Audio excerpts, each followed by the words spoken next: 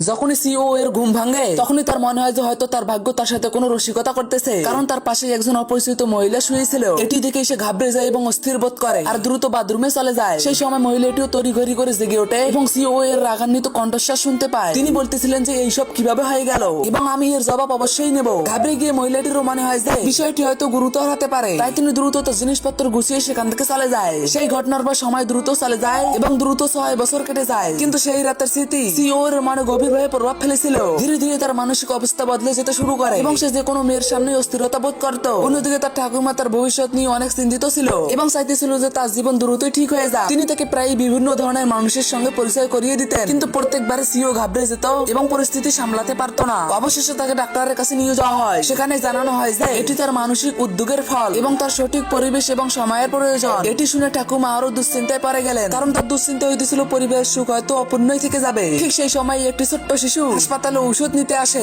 শিশুটির উপর চোখ পড়তেই ঠাকুমা চমকে যায়, কারণ শিশুটির চেহারা হুবহু সিও এর ছোটবেলার চেহারার মতনই ছিল। এরপরে কি হবে বন্ধুরা, আমার চ্যানেলে ঢুকে পরের পার্ট দেখে নাও।